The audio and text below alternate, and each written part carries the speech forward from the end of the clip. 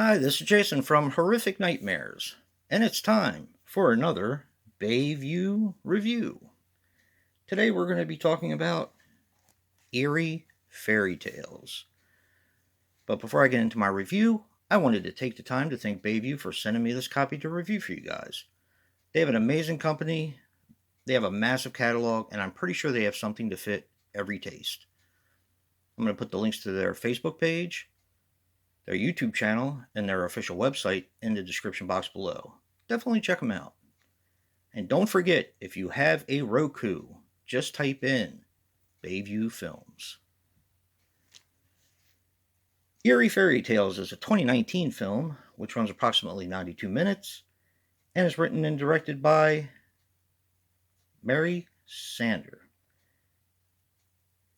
She was responsible for The Kennedy Murder, some shorts, and some TV. Now, this is Estonian, and it's actually, I know Joe had mentioned this as well, but this is the first time I had actually seen an Estonian anthology, or any movie for that matter from Estonia. But I'm going to be handling this the same way I handle all my other anthologies. I'm going to judge it part by part and then give an overall rating at the end. We're going to start with the wraparound, who kind of reminded me a little bit of Coffin Joe. Now, you don't see the person's face. It's basically his silhouette, and it's perfectly lit. It's done extremely well. He's basically reading from a storybook that has no words, because the stories are in his mind. Now, I gave the wraparound a 9.5, and there's not really much to it, but it's just done so well. It starts out with an eerie laugh, and he talks a little bit about the story you just saw, and he introduces the next one.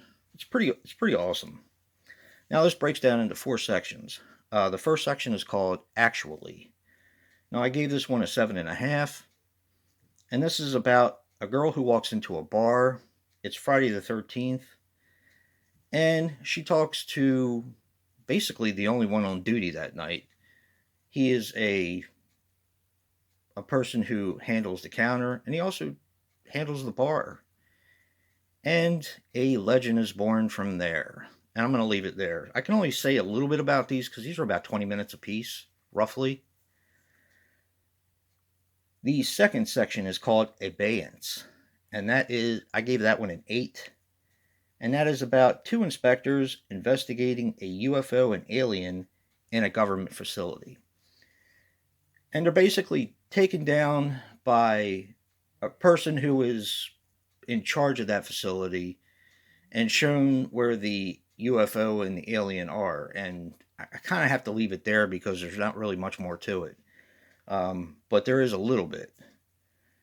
Now, the third part is called The Spring of Solitude. And that was actually my favorite. I gave that one a 9. And that is about a guy named Hans who goes into the forest to wrangle up some food for his family, to shoot a hare or, whatever he can find in order to feed his family because his family is starving. And when he gets into the forest, he finds a spring where he meets a girl who he has to spend 3 nights with. And then she'll be his. And I don't want to say anything more than that. There is a lot more that happens in it, and this is probably the longest one. But this was definitely my favorite. And the fourth one is called The Butler Did It. Now, this is probably the shortest one, and it was a toss-up between The Butler Did It and the one before, The Spring of Solitude. And the only thing I can say about The Butler Did It is just go by the title.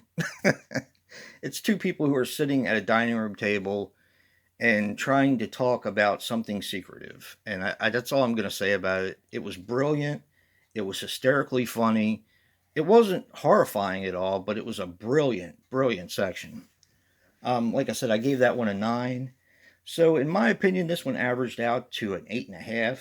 It was a very good anthology, and I recommend it to anyone who likes anthologies, and who just wants something a little different.